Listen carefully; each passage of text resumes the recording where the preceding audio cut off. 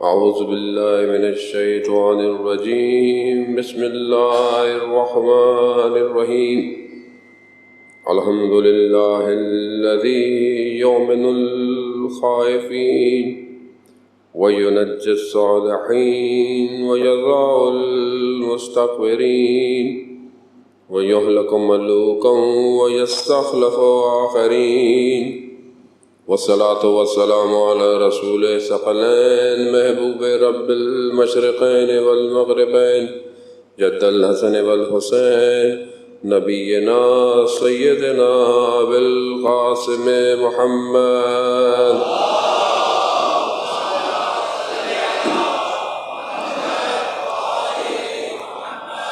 وآله الطيبين الطاهرين المعصومين، لا سيما بقية الله في الأرضين. روحي وأرواحنا لتراب مقدم الفداء، ولعنة الله على أعدائهم أجمعين من الآن إلى قيام يوم الدين. بسم الله الرحمن الرحيم.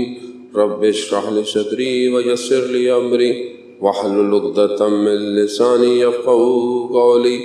أما بعد فقد قال الله تعالى في كتاب الحكيم والقرآن المجيد: يا أيها الذين آمنوا اصبروا وصابروا ورابطوا واتقوا الله لعلكم تفلحون. صلوات بھیجیں محمد والے.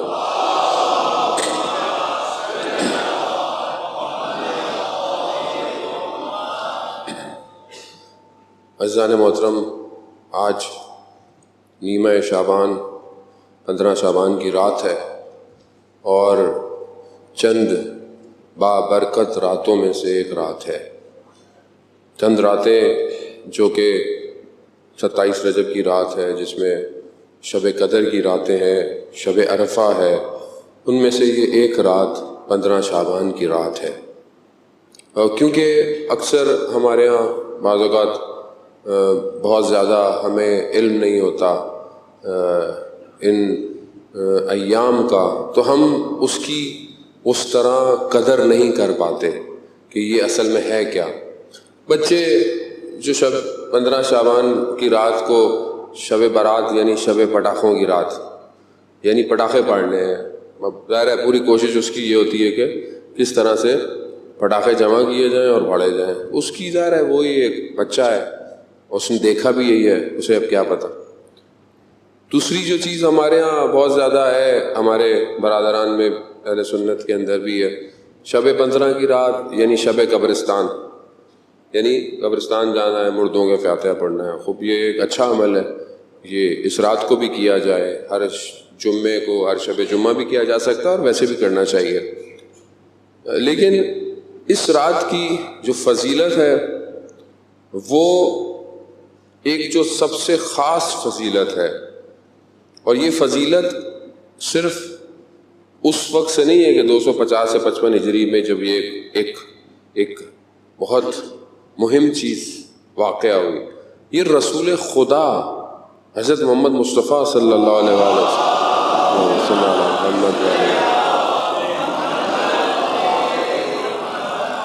رسول خدا 15 شعبان کا اہتمام کرتے تھے. جو دعائیں ہیں، جو چیزیں ہیں، اور یقیناً آپ آج کے اعمال سے غفلت نہیں برتیں گے، جو آج کے شب کے اعمال ہیں، وہ جو اہمیت ہے رسول خدا کی، اور پھر جو 15 شعبان کو وہ منجی بشر کا دنیا میں آنا، اب یہ اتفاقی نہیں ہے کہ آپ بولیں جی رسول خدا ایسی با اعتماد کرتے تھے اور امام زمانہ کو 15 شعبان میں پیدا ہو گیا. ایسا نہیں، یہ اتفاق کائنات میں نہیں ہوتا، اتفاق نہیں ہے. دنیا بڑی پلانڈ ہے، دنیا کا نظام بڑا سسٹمیٹک ہے. میں اور آپ غفلت کر سکتے ہیں، خدا نے ہر چیز کو بڑا نظم سے قائم کیا ہوا ہے. اب جب پروردگار نے، ظاہر ہے اب 15 شعبان، یعنی اس میں اکثریت ہمارے مسلمانوں کو پتہ ہی نہیں ہے 15 شعبان جو ہے وہ ولادت ہے. تو اس کی وجہ کیا ہے؟ اس کی ایک وجہ یہ ہے کہ ان کے بعض فرقوں کے اندر امام زمانہ پیدا ابھی نہیں ہوئے ہیں، وہ ہوں گے. اور خیر کو فرق نہیں پڑتا، ہوں گے یا ہوئے ہوئے ہوں، ہیں تو ایک ہی، کم از کم ہیں ایک ہی. وہ یہ انکار نہیں کرتے کہ آنے والا مہدی نہیں ہے مہدی، اور ہے بھی رسول کی اولاد میں سے، یہ بھی مانتے ہیں. لیکن بہرحال ہمارے ہاں بہت زیادہ امامت اتنی مہم ہے، اوتھینٹک ہے، پھر دنیا روئے حجت خدا کے بغیر دنیا چل نہیں سکتی، تو اس لیے حجت خدا کا رہنا ضروری ہے، وہ ہونا چاہیے. ہے ایک ہی شخص ہے، وہ شخص اتنا مہم ہے کہ وہ جو اتنی محنت ہوئی ہے 1,24,000 پیغمبروں کی، وہ ساری محنت کہ دین کامل ہو گیا، رسول خدا کے آتے ہی دین کامل ہو گیا. یوم اکملت لکم دینکم، آج ہم نے تمہارے دین کو کامل کر دیا. اور کامل بھی کس سے ہوا؟ ولایت علی ابن ابی طالب سے کامل ہوا.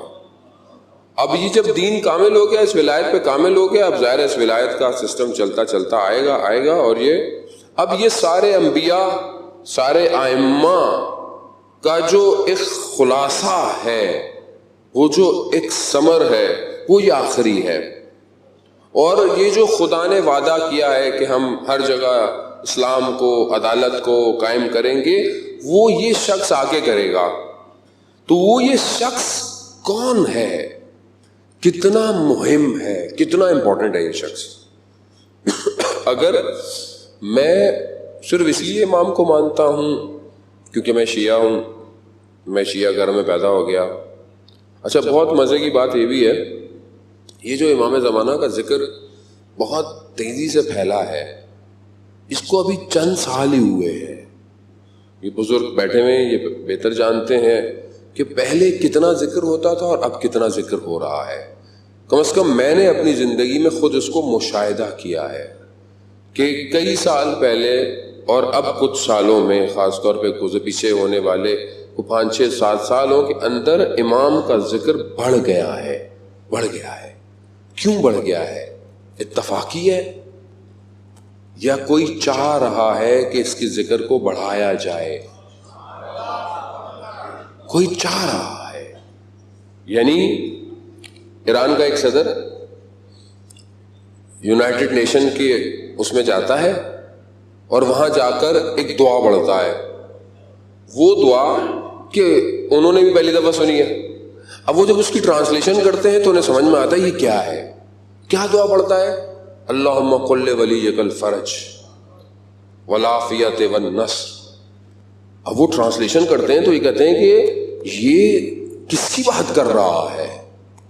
یعنی اس سے پہلے دنیا میں یہ بات نہیں ہوئی تھی.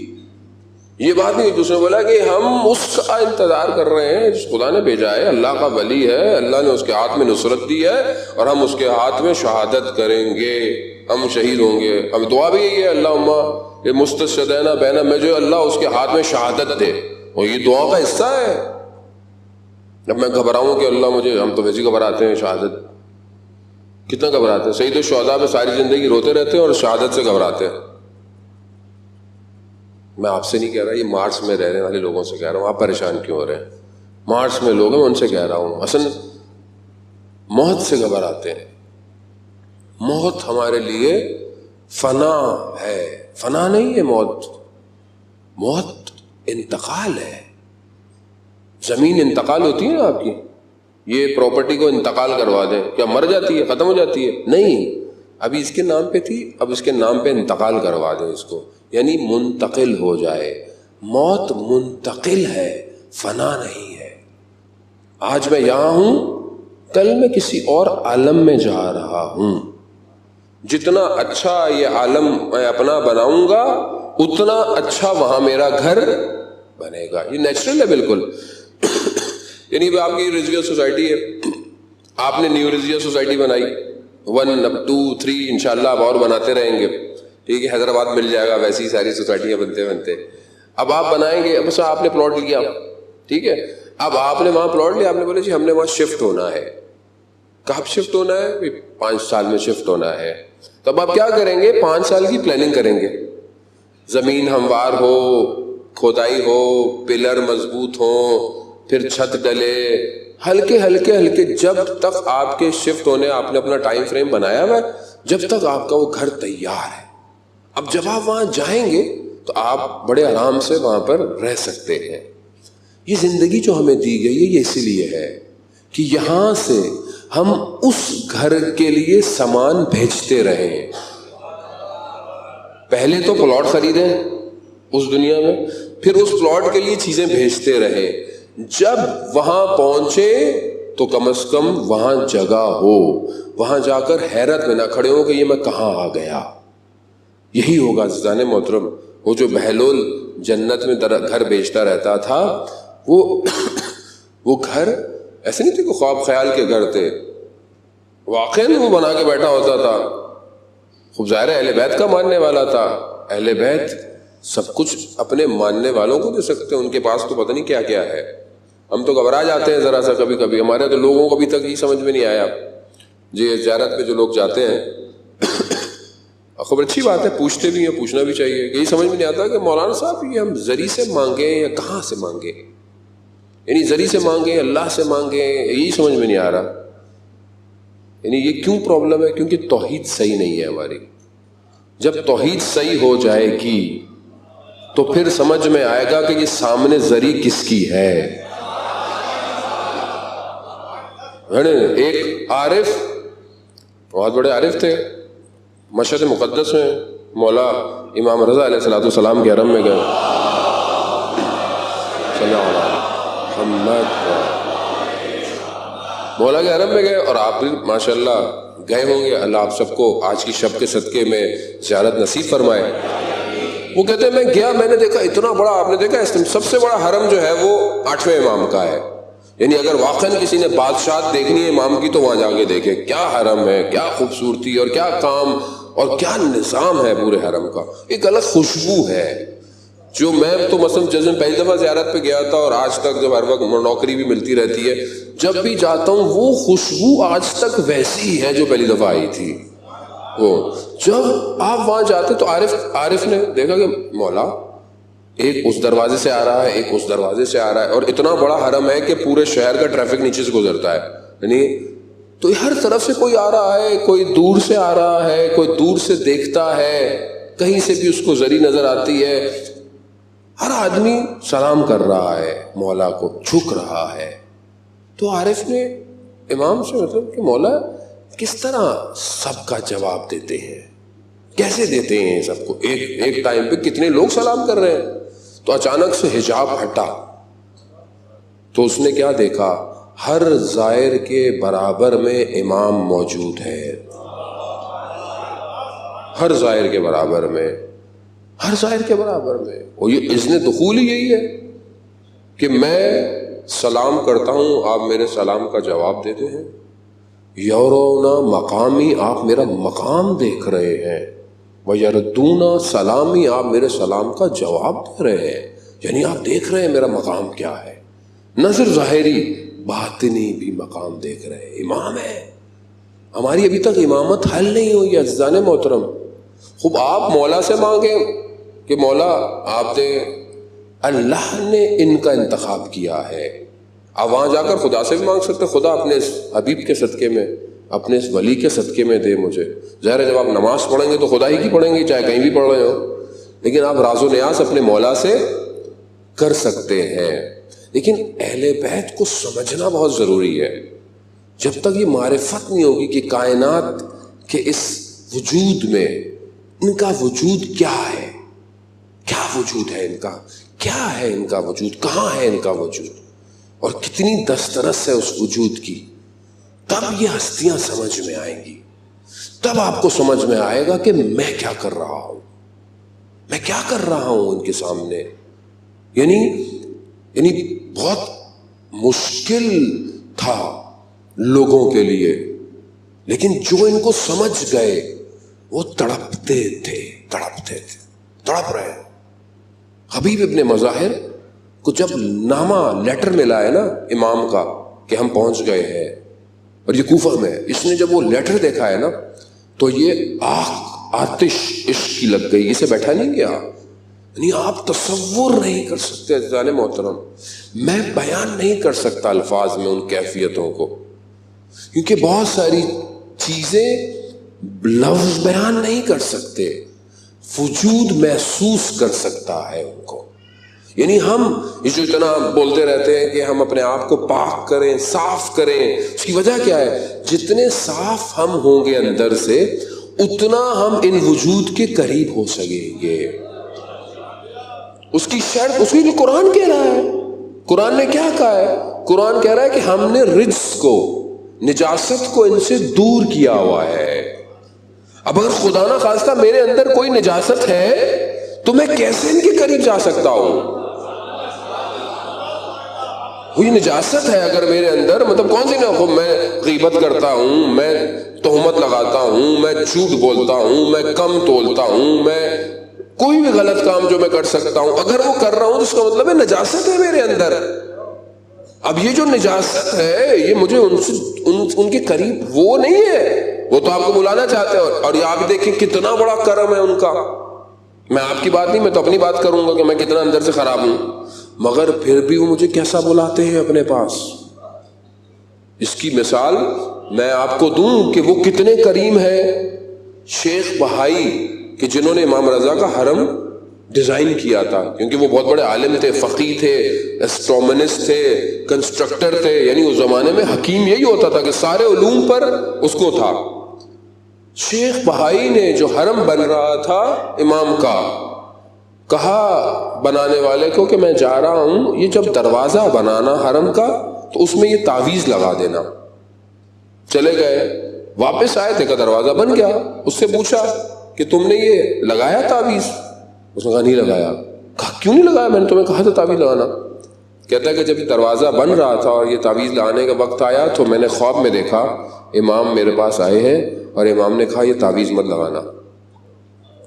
ایک دفعہ، دو دفعہ، جب چند دفعہ ہوا تو میں نے بغیر تعویذ کے دروازہ بنا دیا۔ شیخ بھائی رونے بیٹھ گئے، گریہ کرنے لگے۔ کہا کیوں گریہ کر رہے ہیں؟ کہا میں نے جو تعویذ بنایا تھا وہ یہ تھا کہ صرف حلال زادہ حرم کے اندر داخل ہو، مگر امام نہیں چاہتے، امام چاہتے تھے کہ سب آ جائے، سب آ جائے، یعنی یہ ہے وہ۔ اور ہم کیا ہے؟ ہم تو کچھ تو حق ادا کریں، کوئی تو حق ادا کریں اس اہل بیت کی اطرت کا، ان کی پاکیزگی کا، کہ اللہ نے ان کو پاک، نجاست سے دور، تبھی تو معصوم ہے۔ اور میں خود دور ہو رہا ہوں، میں جو عمل کرتا ہوں خدا نہ خواستہ غلط ہے، میں دور منتظر، یعنی میں اپنے اعمال کو ویسا کروں جیسے امام چاہتے ہیں، اور امام تک میرے اعمال پہنچ رہے ہیں، امام میرے اعمال دیکھتے ہیں، ایسا نہیں ہے کہ ان کو نہیں پتا۔ بھی تو آج کل میرے جیسا ایک چھوٹا سا آدمی، اگر میرا کوئی آفس ہے، میرا کمپنی ہے، یا مثلا آپ کی شاپ ہے، آپ کا امام بارگاہ بنایا ہوا ہے، تو آپ موبائل پہ ایک اپلیکیشن ڈاؤن لوڈ کر لیں، آپ کے سارے جو کیمرے ہیں امام بارگاہ کے آپ کو موبائل پہ نظر آئیں گے، آپ دنیا میں کہیں بھی بیٹھے ہوں، دنیا میں کہیں پہ بھی ہوں، آپ کو اپنے آفس کے، اپنی فیکٹری کے، اپنی امام بارگاہ کے سارے کیمرے، کہ کیا ہو رہا ہے، کام کیسے ہو رہا ہے، کیسے ہو رہا ہے، یہ میں اور آپ نے بنایا ہوا نظام۔ اور جو اللہ کا ولی ہے اسے نہیں نظر آ رہا ہوگا کہ کیا کون کیا کر رہا ہے، سب پتہ ہے۔ نہ صرف یہ بلکہ دلوں کے حال سے بھی واقف ہے، کہ دل میں کیا ہو رہا ہے، یعنی پاک ہو۔ آیت اللہ مجتہد تہرانی جو ہے وہ مرتضیٰ زاہد سے واقعہ بیان کرتے ہیں، جو تہران کے بہت بڑے عارف تھے۔ کہتے ہیں ایک دن وہ رات کو گھر پہنچے تو بہت دیر ہو چکی تھی، تو دروازہ کھٹکھٹانا پڑتا تھا، تو انہوں نے دیکھا کہ میری زوجہ سو رہی ہوں گی، رات دیر ہو گئی ہے، میں دروازہ کھٹکھٹاؤں گا تو وہ نیند سے اٹھ جائیں گی، تو بہتر ہے میں بیٹھ جاتا ہوں۔ دروازے پر بیٹھ گئے تاکہ صبح کا انتظار کرے، احترام، تکلیف نہ دینا کسی کو۔ اسی وقت امام زمانہ ان کی بیوی کے خواب میں آئے، اللہ، یعنی ان کا کیا مرتبہ ہوگا شیخ زاہد کا، کہ امام زمانہ یہ برداشت نہیں کر رہے تھے کہ یہ گلی کے کونے پر بیٹھے، اور کیا مقام ہوگا ان کی زوجہ کا کہ جن کے خواب میں امام زمانہ آ کر یہ کہہ رہے ہیں کہ جائیے دروازہ کھولیے، شیخ باہر بیٹھے ہوئے ہیں. اللہ، یہ مقام ایسے نہیں مل جاتے اتنے آرام سے کہ مطلب ہم سب کچھ کرتے رہے باہر اور مطلب مولا مولا. یہ تو مولا کا کرم ہے کہ انہوں نے اپنے پاس رکھا ہوا ہے، ورنہ جو میرے اعمال ہیں وہ تو پہلے باہر نکلے. بھائی کیا کر رہے ہیں؟ جیسے ہم ایک دوسرے کو باہر نکال دیتے ہیں. نہیں عزیزان محترم، یعنی یہ سمجھے یہ بہت ضروری ہے کہ ہم ان شخصیتوں کو آج شب صبح صادق میں اس ہستی کی ولادت ہے دنیا میں. اور اس وقت کہ جو ملعون دشمن تھے سارے یہ جانتے تھے، انہوں نے سنا ہوا تھا کہ جو 12واں آئے گا وہ ساری حکومت کو ختم کر دے گا. انہوں نے بہت سختی پابندی ہمارے 11ویں امام کے اوپر لگائی ہوئی تھی، بہت سختی. اور بالکل اسی طرح جیسے پروردگار نے حضرت موسیٰ کو جو ہے وہ پیدا کیا اور دشمن کو پتہ نہیں چلنے دیا، اسی طرح پروردگار نے اس ہستی کو پیدا کیا، اس ہستی کو پیدا کیا. یعنی آپ سوچیں نا، جب حضرت موسیٰ کے بارے میں فرعون کو کہ ایک بچہ پیدا ہوگا جو تمہارے تخت پر ہو، اس نے ماؤں کے پیٹوں میں بچوں کو مار دیا پورے شہر، لیکن اسے پتہ نہیں تھا اسی کے محل میں حضرت موسیٰ کی پیدائش کا واقعہ ہوگا، اسے یہ نہیں پتا تھا. اور وہی حضرت موسیٰ، اس سے کیا سمجھ میں آتا ہے کہ پوری دنیا طاقت لگا لے اور اس کے کسی کام کو روکنا چاہے نہیں روک سکتی. یہ کمال ہے. حضرت یوسف کے بھائیوں نے کنویں میں پھینک دیا کہ باپ سے دور ہو جائے، لیکن باپ کی محبت اور بڑھ گئی حضرت یوسف کے لیے. بازار میں غلام بنا کر حضرت یوسف کو بیچ دیا گیا، مگر اسی خدا نے حضرت یوسف کو وہیں کا مصر کا خزانچی اور بادشاہ اور وزیر بنا دیا. یعنی یہ وہ خدا ہے. خدا جب کام کرتا ہے تو اس کی پلاننگ اتنی اسٹرانگ ہے، میں اور آپ کچھ بھی کرتے رہ نہیں ہوتا. اور یہی ہے رسول خدا ارشاد فرماتے ہیں کہ اگر خدا کسی کو کچھ عطا کرنا چاہے اور پوری دنیا اس کے مقابلے میں آ جائے تو بھی اس کو روک نہیں سکتی جو اسے خدا نے عطا کرنا ہے. اور اگر پوری دنیا کے وسائل جمع ہو جائیں اور کسی کو کچھ دینا چاہے اور خدا نہ چاہے تو دنیا کا کوئی بھی چیز اس تک پہنچ نہیں سکتی. تو سب اس کے ہاتھ میں ہے، سب اس کے اختیار میں. اتنی پابندیاں، اتنی سختیاں، مگر وہیں پر جو ہے وہ امام زمانہ کی ولادت ہو رہی ہے. ایک شخص نے آج میسج بھیجا ہمارے دوست کا، ظہور امام زمانہ مبارک ہو. میں نے کہا آپ کے یہاں ظہور ہو گیا امام کا؟ تو کہتے نہیں وہ، میں کہا نہیں، اگر ظہور ہو گیا تو ہمیں بھی بتا دیجئے بھائی، ہمیں شاید آواز نہیں آئی، آپ کے آ گئی ہے. ظہور کا مطلب بھائی امام ظاہر ہوں گے.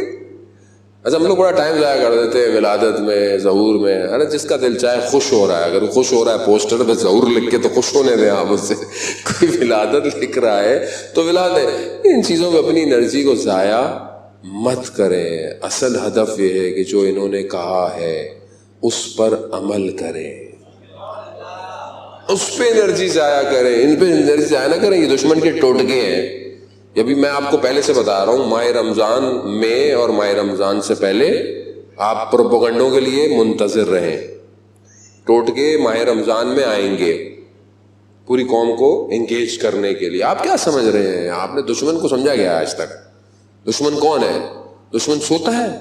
دشمن نہیں سوتا، دشمن جاگ رہا ہے، مسلسل جاگ رہا ہے. قرآن کیا کہہ رہا ہے؟ شیطان تمہارا سخت ترین دشمن ہے. میں آپ قرآن پڑھتے ہیں اگر پڑھتے ہیں تو، اور اگر نہیں بھی پڑھتے ہیں تو ہم نے کبھی توجہ کیا جسے خدا کہہ رہا ہو کہ یہ تمہارا سخت ترین آشکار ترین دشمن شیطان ہے؟ کیا میں نے کبھی سوچا کہ شیطان میرا دشمن ہے؟ میں نے کبھی سوچا کہ شیطان ہے بھی کہ نہیں ہے؟ نہیں ہے.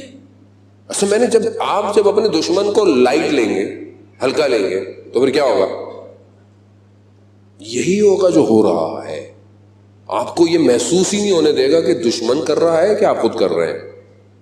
یہ بالکل ایسی ہے جیسے آپ کوئی پروڈکٹ خریدتے ہیں، ٹی وی کا کمرشل دیکھتے ہیں. آپ ٹی وی کے کمرشل میں کوئی چیز کا اشتہار آتا ہے، آپ کو وہ چیز ضرورت نہیں ہے، مگر جیسے ہی آپ شاپ پہ جاتے ہیں اور وہ چیز آپ کو سامنے نظر آتی ہے نا، تو آپ کی چھٹی حص میں، لا شعور میں اس اشتہار کا اثر ہوتا ہے اور آپ وہ چیز وہاں سے اٹھا لیتے ہیں. یہ ہے ایڈورٹائزنگ، وہ یہ کام کر رہا ہے. دشمن نے ایسا کام کیا ہے کہ ہمیں یہ محسوس نہیں ہونے دے رہا کہ وہ دشمن کر رہا ہے یا ہم خود کر رہے ہیں. ہم خود کر رہے ہیں اور ہمیں یہ لگتا ہے کہ یہ کر رہا ہے، وہ کر رہا ہے، یہ، اور ہم ایک دوسرے سے لڑتے رہتے ہیں. ایندھن بھی ہم ہیں اور جل بھی ہم رہے ہیں، مر بھی ہم رہے ہیں، مارا بھی ہمیں جا رہا ہے. شہید بھی ہم ہیں، اسیر بھی ہم ہیں، ہم ہی ہیں سب کچھ. اور وہ مزے کر رہا ہے، انجوائے کر رہا ہے. اور اگر کچھ کہہ دو، ارے وہ کیا کریں گے، وہ ان سے کیا تعلق ہے ہمارا. نہیں عزیزان محترم، بصیرت چاہیے. امام زمانہ کے ماننے والے بصیر ہوں. بصارت ضروری ہے جو حضرت عمار کے پاس تھی، جو میثم تمار کے پاس تھی. یہ بصیر لوگ تھے. یہ ایسے نہیں دیکھ رہے تھے، جو ہو رہا تھا یہ جانتے تھے فتنے کون سے کھڑے ہوں گے، مگر انہوں نے اپنے آپ کو ان فتنوں کے لیے تیار کیا ہوا تھا. آپ دیکھیں نا کتنے بڑے بڑے لوگ فتنوں کا شکار ہو گئے. بڑے بڑے جو کہتے تھے کہ علی کے چہرے کو دیکھنا عبادت ہے، وہ علی کے مقابلے میں آ گئے. وہ بصیر نہیں تھے. آپ اپنے اندر بصیرت پیدا کریں. آپ کے برین کو میڈیا کیوں چلا رہا ہے؟ آپ کے برین کو میڈیا چلا رہا ہے. آپ کا ذہن، آپ کے ٹی وی چینل بناتے ہیں، اور جو خاص طور پہ رات کو ٹاک شوز ہوتے ہیں 9 بجے کے بعد، یہ آپ کے ذہن کو بناتے ہیں. پھر آپ سارا دن وہی باتیں کرتے ہیں. یہ ان کا پلان ایجنڈا ہوتا ہے جو آپ کے اوپر اثر کر رہا ہے. اب یہ ایک حصہ ہے. یہ جو دوسرا حصہ جو کہ ہماری گھروں تک گھس گیا ہے، وہ یہ ٹی وی اور ڈرامے ہیں، یہ فلمیں جو بھی بہرحال، یہ وہ چیز دکھاتے ہیں کہ جو معاشرے میں ہوتی نہیں ہے، ہونا چاہتے ہیں. یہ وہ چیز کریٹ کرتے ہیں جو معاشرے میں ہو، اور ہلکے ہلکے آج معاشرہ وہاں پہنچ چکا ہے. مثال کے طور پر پہلے کی شادیوں میں اور آج کی شادیوں میں فرق. پہلے جوانوں کی خواہشات میں اور آج کے جوانوں کی خواہشات میں فرق. پہلے کی بیٹی کی شادی کی ڈیمانڈ میں اور آج کی شادی کی ڈیمانڈوں میں فرق. یہ کس نے پیدا کیا ہے؟ کون سا ڈرامہ ہے جو کسی غریب بستی میں شوٹ ہوتا ہو؟ کوئی ڈرامہ دکھائے مجھے آپ. سارے ڈرامے ایسے شوٹ ہوتے ہیں کروڑ پتی، ارب پتی. وہ جو انڈیا کے ڈرامے آتے تھے آج سے بہت ساتھ جو 500 قسطیں جس کی چلتی رہیں، وہ کیا تھا؟ وہ کروڑ پتی، کروڑوں. ابھی میں کروڑ زندگی میں دیکھیں گے نہیں دیکھے کبھی زندگی کے اندر، لیکن ہر چیز کروڑوں سے کم آ ہی نہیں رہی ہے. وہ کیا کرتا ہے؟ لا شعور پہ ہٹ کرتا ہے. پھر یہ جوان زندگی میں شارٹ کٹ ڈھونڈتا ہے. وہ یہ دیکھتا ہے کہ یہ زندگی میں نکما تھا ہیرو، کچھ بھی نہیں ہوا، ایک حادثہ ہوا، ایک واقعہ ہوا، کچھ ہوا، یہ بڑا امیر ہو گیا، یہ بڑا اسپورٹس مین بن گیا، یہ بڑا. آج کل تو وہ ہمارے دوست ظاہر میڈیا میں کہتے ہیں صاحب آج کل ہر آدمی ہمارے پاس آتا ہے ایڈورٹائزنگ میں، ہر آدمی کو ہیرو بننا ہے. ہر آدمی چاہتا ہے کہ میں ٹی وی پہ آؤں. کہہ رہا ہے پڑھے لکھے لوگوں کا حال ہو گیا ہے، اچھے خاصا جاب کرتے ہیں، اچھا خاصا پروفیشن ہے، مگر ہیرو بننا ہے. کس نے؟ کیونکہ وہ چیز کو اتنا ہائی لائٹ کیا گیا ہے، اتنا اس کو پروموٹ کیا گیا ہے. ہر آدمی کہتا ہے ابھی کیا بات ہے، کیا اسٹائل ہے، کیا زندگی ہے. فلانے ایکٹر نے جو کیپ پہنی تھی میں نے وہی لینی ہے، فلانے نے ٹی شرٹ یوں پہنی تھی، کیوں ہے. اور خاص طور پہ جو سب سے بڑا خطرہ ہے، کیونکہ بہرحال موضوع امام زمانہ ہے اور ہمیں بہت زیادہ اپنی آنکھوں کو کھولنا ہے. آپ مت سمجھیں کہ دشمن سو رہا ہے. آج اگر اللہ نے یہ ہمیں توفیق دی ہے کہ ہم امام زمانہ کے لیے جمع ہو کے بات کر رہے ہیں، دوسری طرف دشمن بھی اسی امام کا انتظار کر رہا ہے. یاد رکھیے گا اس نے کیا کیا ہے، اس نے کردار بنائے ہیں، کریکٹر. اس نے جو کریکٹر ڈیزائن کیے ہیں وہ کریکٹر آج ہمارے بچوں کے رول ماڈل ہیں. وہ کریکٹر کون سے کریکٹر ہے وہ؟ یعنی آپ بچے سے پوچھیں آپ کو کیا اچھا لگتا ہے کپڑے، وہ بولے گا اسپائڈر مین، بیٹ مین، کیپٹن امریکہ، آئرن مین. یہ کریکٹر اس کو چاہیے. کپڑا بھی ویسا چاہیے، بیگ بھی ویسا چاہیے، بکس بھی ویسی چاہیے. انہوں نے کیا کیا؟ انہوں نے پہلے تو کامکس بنایا. 1935 میں پہلا کامکس بنا ہے. یہ جو ہم لوگ بھی بزرگ بیٹھے ہوئے ہیں، پہلے جنگ اخبار جو آتا تھا اس میں اوپر 3-4 لائنیں ٹارزن کی سٹوری آتی تھی. وہ یوں یوں بن کے خوابوں، پھر ایک وہ 3 ختم ہو گئی، کل پھر جنگ اخبار لے، جسے کامکس کہتے ہیں. یہ 1935 میں پہلا کامکس بنا جو سپر مین کا تھا. اس کے بعد دوسری کمپنیاں آئیں جنہوں نے یہ ڈیزائن کیے. آج ان کے پاس آپ کی سوچ ہے جو انہوں نے کریکٹر ڈیزائن کیے ہوئے. آپ لیگو اٹھائیں، لیگو جو گیم ہے، اتنی موٹی کتاب میں نے برٹش لائبریری سے لی ہے، اتنی موٹی. اس میں ہر کریکٹر کی خصوصیات لکھی ہوئی ہیں جو انہوں نے ڈیزائن کیا. یہ میرے اور آپ کے بچوں کے رول ماڈل ہے، ہیرو ہے. کیا ہے انہوں نے نام کیا رکھا ہے؟ Guardians of galaxies. گارڈین جس کو کہتے ہیں سرپرست. گلیکسی ایک ہے، گلیکسیز یعنی پورا جو نظام ہے، یعنی ان سب کا سرپرست کون ہے؟ یہ ہے. یہ آپ کا بچہ ہر وقت دیکھ رہا ہے. جب آپ کل اس سے بولیں گے نا امام زمانہ، وہ امام زمانہ کون ہے؟ امام زمانہ بولے گا وہ تو تھور ہے جو خدا ہے، جو اوپر سے آتا ہے. دشمن. اور پھر میں جب کوئی بات کہتا ہوں تو بری لگتی ہے عزیزان محترم، میں خود بھی شامل ہوں. 2 مہینے 8 دن، 2 مہینے 8 دن ہر سال. کتنی عمر ہو گئی ہے میری تو 40 سے اوپر ہے. کم از کم میں نے جب ہوش سنبھالا ہوگا تو 15 کے بعد، 20 کے بعد مجلسیں سن رہا ہوں. 10 سال کم سے کم میں نے مجلس سنی، چلے باقی چھوڑ دیں. 10 سال، ہر سال 2 مہینے 8 دن، چلے 2 مہینے 60 نہیں سنی، ہر سال 10 مجلسیں سنی. 10 ملٹیپلائی بائی 10، 100 مجلس تو آپ سب نے سنی ہوں گی اپنی زندگی کے اندر. اور اس 100 سالوں میں آپ کا عقل رشد کر رہی ہے، آپ کو اچھے برے کی تمیز بہتر ہوتی جا رہی ہے.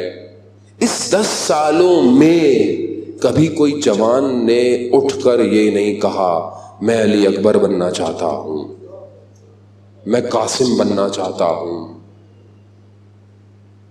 تو ہم کیا کر رہے ہیں پھر؟ ہم آج تک کردار ڈیزائن نہیں کر پائے، ہم آج تک کریکٹر ڈیزائن نہیں کر پائے. یہ المیہ نہیں ہے. امام زمانہ کو کیسے کردار چاہیے، ہم نے اسکیچ تیار کیا اس کا. جانے محترم، یعنی ہم خامخواہ کی محبت نہیں چاہیے، پریکٹیکل چاہیے، عمل چاہیے.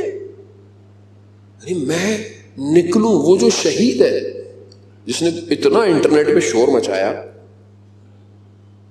جس دن وہ شہید ہوا اسی رات کو میری 3 بجے، اسی شہادت والی رات کو 3 بجے میرے ایڈیٹر نے اس کی ویڈیو میں نے جوان پہ گفتگو کی تو ڈال دی. اس شہید کا اتنا اثر تھا کہ ہم رک نہیں پائے اس کے بارے میں بولتے ہوئے. اور کہاں کا ہے؟ ایک چھوٹے ٹاؤن کا ہے. اور کہاں اتنا شور دنیا میں. آپ ابھی اس کا نام یوٹیوب پہ ڈالیں، گوگل پہ ڈالیں، آپ لوگوں نے ابھی تک اپنے ڈی پیز پہ اسی کی تصویر لگائی ہوئی ہے. شور مچا دیا اس نے پوری دنیا کے اندر. اس دور میں مہم یہ تھا، اس دور میں جو کہ ماڈرنائزیشن کا دور نہیں ہے، پوسٹ ماڈرنائزیشن بھی نہیں ہے، یہ ٹرانس ماڈرنائزیشن کا دور ہے. ٹرانس ماڈرنائزیشن جہاں پر مین اور مشین کمبائن ہے، سائبورگ ہے یہ آج دنیا. اس دور میں اس نے کیا بولا؟ اللہ اکبر. اس نے بولا کہ میں سر دے دوں گا، جان دے دوں گا، مگر حرم پہ کوئی آنچ نہیں آنے دوں گا. بایت بیرم، سرم بایت بیرے، میں جاؤں میرا سر چلا جائے مگر کوئی حرام نگاہ حرم پہ نہ جائے. اس کی دعا یہ تھی. یہ بہت ہی کہنا آسان ہے، 28 سال کا جوان ہے، نجف آباد اصفہان سے آگے ایک ٹاؤن ہے. وہ جب وہاں مسجد میں کام کرتا تھا، کسی بھی چیز میں کہیں پہ بھی، تو کہتا تھا مجھے سخت کام دو. جب نیاز، تو سب سے سخت کام تھا نیاز بانٹتے وقت دیکھ کو کاٹنا. بڑے بڑے ہوتے تھے دیکھنا اور پھر کام کرنا. وہ کہتے تھے بہت بڑی زحمت کی آپ نے. اس نے بولا کوئی زحمت نہیں ہے، یہ کوئی مشکل نہیں ہے.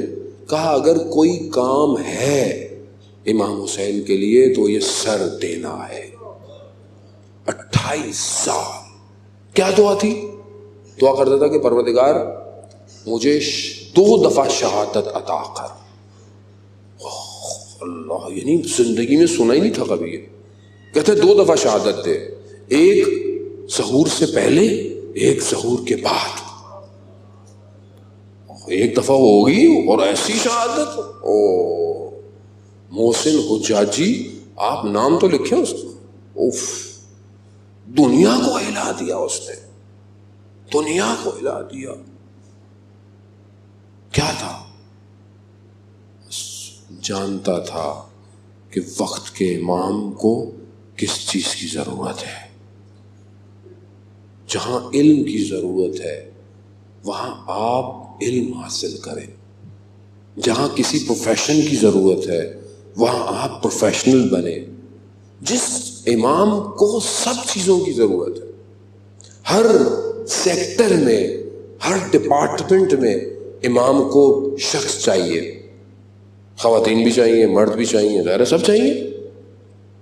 یہ جو خواتین کا میں نے کل کچھ کا نام لیا آپ کی خدمت میں، یہ کئی خواتین ہوں گی جو امام کے اس دور میں امام کے جو سرباز ہوں گے ان کی تیمارداری کے لیے کام کریں. ہر چیز چاہیے. آپ اور میں، تو میں اپنی فیلڈ میں، لیکن جب تک مجھے پتہ نہیں ہے کہ یہ شخص کون ہے، یہ کس کی ولادت ہے صبح، یہ شخص ہے کون دنیا میں، کہاں ہے یہ، تو جب تک میں کیسے اس شخص کے، اپنے آپ کو اس شخص کے قریب کر سکتا ہوں، جب تک مجھے اندازہ نہ ہو کہ یہ کتنا مہم ہے اس وقت کائنات کے لیے. یعنی مجھے جو دعائے ندبہ ہم پڑھتے ہیں، دعائے ندبہ کہتے ہیں کہ پروردگار، یہ جو ہم کہتے ہیں کہ پروردگار میں زیارت ہو، کب ہم دیکھیں گے، کب مولا ہمیں دیکھیں گے. اور مطلب آپ امام آ جائیں انشاءاللہ، جلد سے جلد آ جائیں. امام آ گئے تو آپ کیا کریں گے؟ امام کو دیکھ کے گھر چلے جائیں گے؟ میں تو مولا زیارت کرا دیں، زیارت کرو، وہ زیارت ہو گئی. میں تو امام آئے، امام نے زیارت ہے، تو آپ کیا کہیں گے؟ مولا بہت شکریہ، گھر چلے جائیں. گھر چلے جائیں گے، کیا کریں گے؟ اگلا سٹیپ کیا ہے؟ سوچا میں نے کہ میں کیا کروں گا. میں نے تو اپنے آپ سے بہت دفعہ بات کی کہ میں کیا کروں گا. تو میں نے کہا مولا آئیں گے. میں مولا سے، مولا میں کیا کر سکتے ہو؟ میں کہا مولا میں تو بہت اچھی مجلس پڑھ رہا ہوں آج کل. تو مولا کہیں گے مجلس تو میں پڑھوں گا، تم کیا کرو گے؟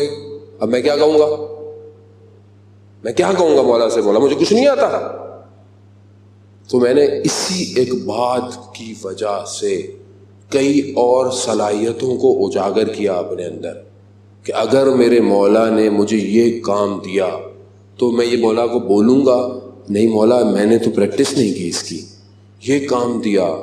تو جتنا مشکل کام مجھے لگتا ہے میں اپنے اندر پیدا کر رہا ہوں. عزیزان محترم، مذاق نہیں ہے یہ پاکستان کی حکومت نہیں تشکیل ہو رہی کہ 8ویں مہینے میں وزارتیں چینج ہو گئی. یہ امام زمانہ کی حکومت ہے کہ جہاں وزارتیں چینج نہیں ہوگی، جہاں حکومتیں بنے گی. یہ مذاق نہیں ہے، یہ الہی نظام ہے، یہ حقیقت ہے. قرآن کہہ رہا ہے کہ ہم اپنے وارثین کو یہ ساری چیزیں عطا کریں گے. یا تو آپ انکار کر دیں، یا تو آپ سرے سے انکار کر دیں کہ بھائی ہم کسی امام کو نہیں مانتے، نعوذ باللہ. اور اگر مانتے بھی ہیں تو کوئی حکومت نہیں. جیسے ہمارے اچھے خاصے لوگ طبقہ ہمارے کہتے ابھی کیا یہ مولانا لوگوں کو کام پہ لگا رہے ہیں، یہ کرو وہ کرو. بھائی امام آئیں گے خود کر لیں گے. تو تم کیا کر رہے ہو؟ چنے کھانے کے لیے، نیازیں کھانے کے لیے پیدا ہوئے ہو؟ خالی کس لیے پیدا ہوئے ہو بھائی؟ تمہیں کیا لیے پیدا کیا ہے؟ اگر کچھ نہیں کر سکتے تو کم از کم چپ کر کے بیٹھ تو سکتے ہو نا. تو چپ کر کے بیٹھے رہو جو کام کر رہا ہے. کیونکہ یہ وہ دور ہے کہ عزیزان محترم آپ آسان نہ سمجھیں. میں بولنا نہیں چاہ رہا بہت ساری باتیں. ایک تو ایڈٹ بہت تیزی سے ہوتا ہے معاملہ، کیونکہ بہت سے لوگوں کو پھر راتوں کو نیندیں نہیں آئیں گی. کام یہ کائنات کا ہے، یاد رکھیے گا. یہ چھوٹا موٹا کام نہیں ہے، یہ بہت بڑا کام ہے. یہ جو آپ بیٹھے ہوئے ایک امام کی گفتگو سن رہے ہیں، یہ شاعر بیٹھے ہوئے یہاں پر یہ کلام پڑھتے ہیں. کتنے شاعر ایسے ہیں کہ جب کوئی وہ کلام لکھیں امام زمانہ پر تو سارے شعر امام زمانہ پر ہوں. کتنے شاعر، وہ تھوڑے سے لوگ ہیں ایسے، وہ ایک ادھر ہوتا ہے ایک ادھر ہوتا ہے ادھر ہوتا ہے. تو یہاں پر یہ ایک پروگرام کر لینا 5 دن تک امام زمانہ کے لیے لوگ آئیں اور گفتگو سننے آئے، یہ آسان نہیں ہے. یہ نہ میرا کمال ہے نہ یہ آپ کا ہے. وہ خود چاہ رہا ہے کہ تم لوگ جمع ہو.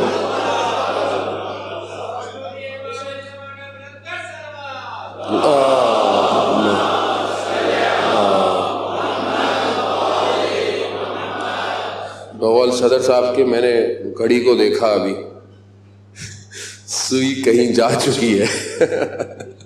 وہ یہ کہتے ہیں سوئی کو روک دو کسی طریقے سے.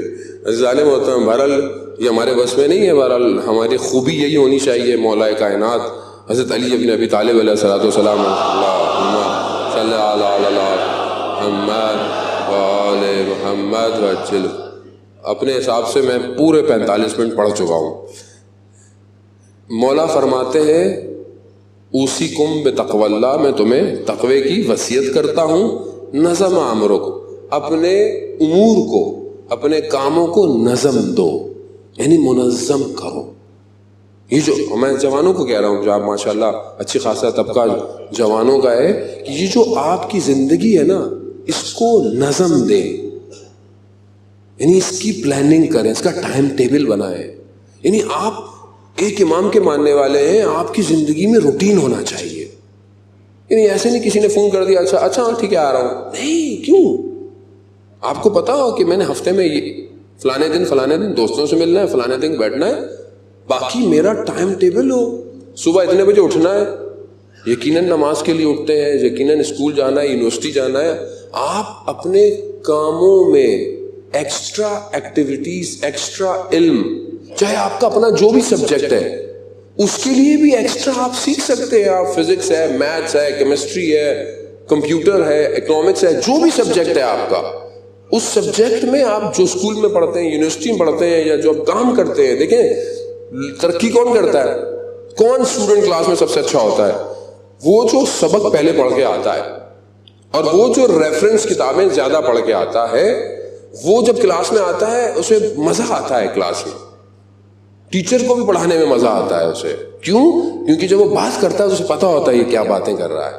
اسی طرح اپنی جاب پہ کون ترقی کرتا ہے؟ کہ جو اپنی جاب کو ایکسٹرا پڑھ کر آتا ہے. اسے پتا ہے اس فیلڈ میں کیا کام ہو رہا ہے، اس فیلڈ میں نئی پروڈکٹ کون سی لانچ ہو رہی ہے، اس فیلڈ میں نیا کیا چیز آ رہی ہے، اسے پتا ہوتا ہے. وہ کامیاب ہے. اتنا ہمارے پاس ٹائم ہوتا ہے کہ ہم یہ نہیں کر سکتے. کتنی دیر ہم واٹس ایپ پہ ان چیزوں پہ ادھر ادھر بھاگتے رہتے ہیں. انہی میں سے اپنا ٹائم نکال لیں. اسی فیس بک، یوٹیوب پر ہم بہت ساری چیزیں ہمارے کام کی بھی ہیں. آپ پڑھ سکتے ہیں دنیا میں کیا ہو رہا ہے، سائنس کیا کر رہی ہے، اسکائی میں کیا ہو رہا ہے.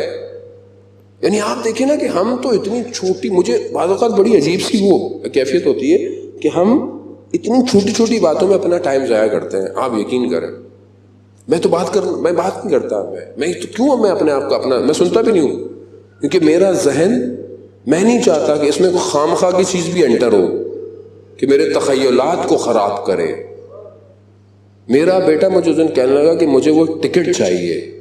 میں نے کہا کون سا؟ کہتا ہے فلانے فیسٹیول میں وہ ٹکٹ دیا گیا ہے کہ جو 40 سال بعد کا ٹکٹ ہے، وہ 40 سال بعد ایک اسپیس اسٹیشن کا ٹکٹ ہے جو دیا گیا ہے، کہ وہاں کا ٹکٹ ہے۔ جیسے آپ یہاں سے ٹکٹ لیتے ہیں نا، جہاز پہ جانا ہے آپ ٹکٹ لیتے ہیں، ٹرین میں بیٹھتے ہیں، ایک ٹکٹ دیا گیا ہے جو 40 سال بعد اسپیس اسٹیشن کا ٹکٹ ہے۔ اس نے مجھے بولا مجھے وہ ٹکٹ چاہیے۔ اس ٹکٹ کے لیے وہ محنت کر رہا ہے، کیونکہ اس ٹکٹ کو لینے کے لیے کچھ ایکسٹرا ہو تو وہ ٹکٹ ملے گا۔ یعنی 40 سال بعد کا سوچ رہا ہے کہ مجھے اسپیس اسٹیشن میں جانا ہے، 40 سال بعد۔ ابھی میرا بیٹا یہاں واقع نہیں ہوتا، مطلب کیا چیز باتیں کر رہا ہے بیٹا، 4 گھنٹے کا نہیں پتا 40 سال کی بات کر رہا ہے۔ لیکن نہیں، اسے اگلے وقت کے لیے بنایا گیا۔ یہ امام علی نے کہا ہے تمہاری اولادیں تمہارے زمانے کی نہیں ہیں، تمہاری اولادیں الگ دور کے لیے ہے۔ تو میں کیا کر رہا ہوں سر، بہت مہم ہے۔ میں سمجھے بہرحال پروردگار امام زمانہ کے ظہور میں تعجیل عطا فرما، ہمیں ان کے ناصروں ان کے مددگاروں میں شمار فرما، جو پریشان حال ہے ان کی پریشانیوں کو دور فرما، جو بے روزگار ہیں رزق کے حلال عطا فرما، جو برسر روزگار اور رزق میں ترقی اور کشادگی عطا فرما۔ بہت سارے لوگ بیمار ہیں، کینسر کے مریض ہیں اور بہت سارے مرض میں مبتلا ہیں، پروردگار جلد سے جلد انہیں شفائے کاملہ اور عاجلہ عطا فرما۔ جہاں جہاں بھی مسلمان اپنی کامیابی کی جنگیں لڑ رہے ہیں، پروردگار انہیں جلد سے جلد کامیابی عطا فرما۔ جو بھی اسیر ہیں، بے گناہ اسیر ہیں، دنیا میں اسیر ہیں، شیخ سکسکی، پروردگار جلد سے جلد کوفہ اور شام کے اسیروں کے صدقے میں انہیں رہائی عطا فرما۔ پروردگار جو بھی حاضرین ہیں یہاں بیٹھے ہیں، آج کی شب بہت بابرکت رات ہے، آج کی شب میں تقدیریں مقدر طے ہوتے ہیں۔ پروردگار آج کی شب میں ہمارے مقدر میں ظہور امام زمانہ کو نصیب فرما۔ پروردگار آج کی شب کے صدقے میں ہم سب کو حج، عمرہ اور زیارات کی توفیق عطا فرما۔ آج کی شب کے صدقے میں ہمارے تمام مرحومین کی مغفرت فرما، ان کی قبروں میں نور عطا فرما۔ پروردگار ہمیں روز قیامت میں رسول خدا کی شفاعت نصیب فرما۔ اللہم ارزقنا زیارت الحسین فی الدنیا و شفاعتہ فی الآخرہ۔